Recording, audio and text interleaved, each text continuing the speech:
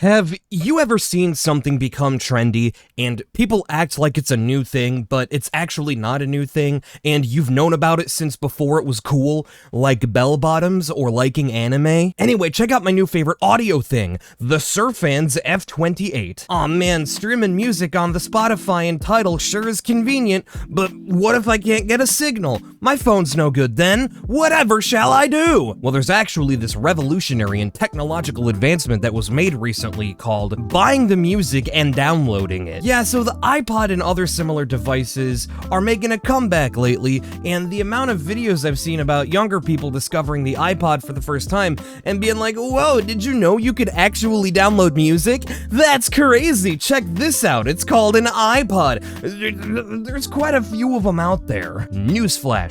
There was a time before Spotify existed, and downloading music was the main way people listened to music on the go in the 2000s. I myself remember going to ye olde family PC and downloading a shitty recording of Linkin Park's Crawling off of LimeWire, and then infecting the family computer with like a million viruses. A small price to pay for Linkin Park on my shitty little MP3 player. Time is a flat circle, man. Everything repeats. Vinyl made a comeback, CDs made a comeback, and now MP3s are making a comeback. Holy fucking shit. Actually, I've seen the exact same thing too with IEMs. There's tons of YouTube shorts out there with people being like, have you heard of these things called in-ear monitors? They're like earbuds, but with a cable. Yeah, dude. IEMs have been around for a while. You're not just late to the party. The party is over, and everyone has gone home, and then you just walk into an empty house, and the owner of the house is like, bro, who the fuck are you? Get the hell out of my house. Bro's going insane just because he found out about wires. Incredible. So, you have different file types when you download music. You got the compressed files like MP3s and AAC files, and those sound pretty good. Technology has progressed a lot since the early MP3 player days,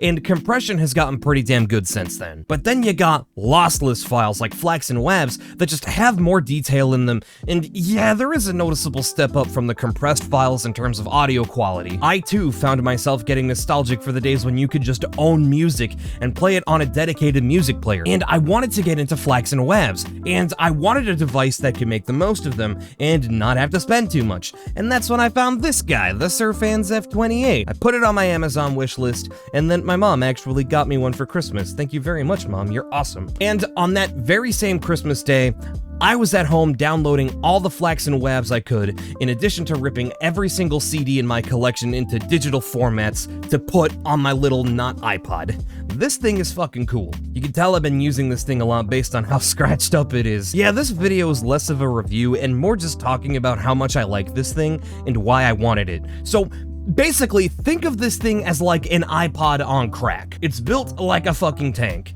It's small, but it's chunky, and it's got a nice weight to it that really makes you feel like you're about to use something cool. All glass and metal body, the buttons feel really good, and of course it's got this super fun volume knob at the top that's really clicky and fun to fidget with. It doesn't have an internal memory, but it does take 512GB SD cards. I've just got a 32 in there right now. My music library of music that I own isn't huge at the moment. And of course, it's got drag and drop functionality, so you don't need to use any import software. I like its UI. It has its own bespoke UI that's really simple and easy to navigate. Other more powerful DAPs will often run Android, like the stuff made by Fio, and I think some of the newer Sony Walkmans are using Android too, and I think hi-fi DAPs too, if I recall them correctly. I'm pretty new to the DAP world. By the way, that's what these things are called, DAPs, or digital audio players. But, I don't know, there's just something so charming about a little handheld device like this that has its own unique interface. It makes me kinda nostalgic. I showed this music player to my friend Disco Devil Girl,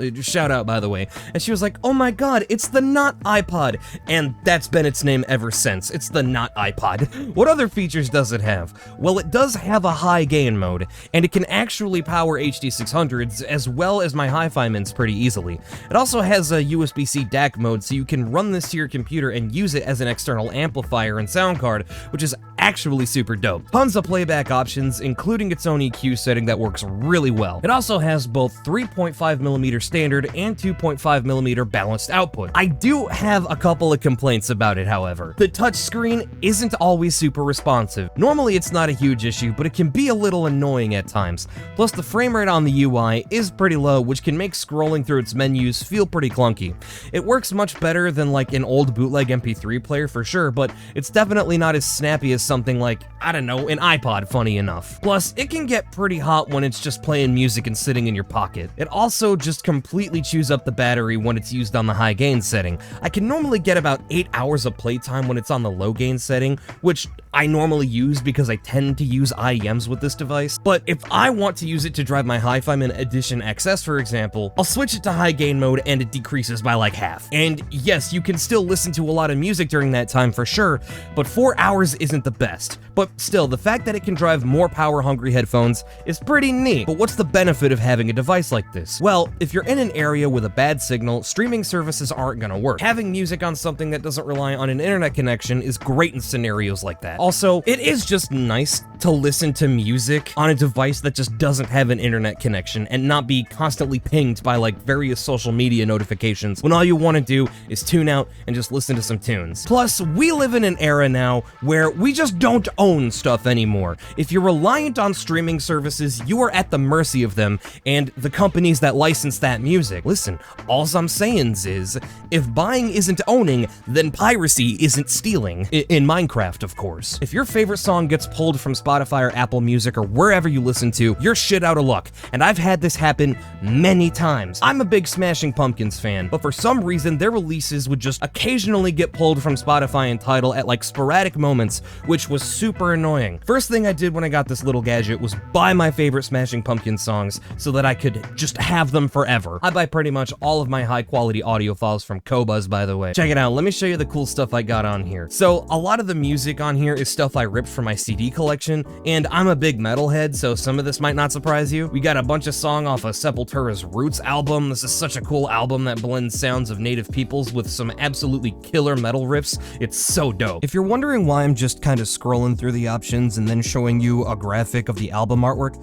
it's because one of the minor nitpicks that I have about this thing is sometimes the album artwork on the device just doesn't load, and all of the songs that I wanted to show you guys that I have on here, the album artwork isn't loading, so if you're wondering, like, why don't you just show us the thing? That's why. Of course, we gotta have some Rage Against the Machine. Y'all know me, I gotta have some Red Hot Chili Peppers, all of Linkin Park's Hybrid Theory and Meteora albums, Toxicity by System of a Down. People who watch me on Twitch and are in my Discord server know I'm a huge Cyberpunk 2077 fan, so I Really Want to Stay at Your House on there from the soundtrack for when I need to make myself sad. Edge Runners fans will understand what I mean. You now have a moral obligation to sit down and listen to Snarky Puppy. They're this crazy jazz rock fusion big band. It's so good. We've also got this really cool and totally not suspicious folder on here called Music That I Legally Obtained. You wouldn't download a car, would you? Why, yes, I would. I'm not too picky when it comes to DACs and amps. As long as it can play the file at the bitrate it's encoded in, and it sounds like it's supposed to, and power the headphones I'm listening to, I'm happy. And this can definitely do that. Now, this is a more budget-friendly device, currently going for about 165 US bucks on Amazon right now, and this can play high-resolution files at the quality I expect. For an all-in-one portable audio guy that costs under 200 bucks, it's pretty good. More expensive devices can definitely sound better, sure. In fact, you can get the fucking crazy ballistic FIO M17,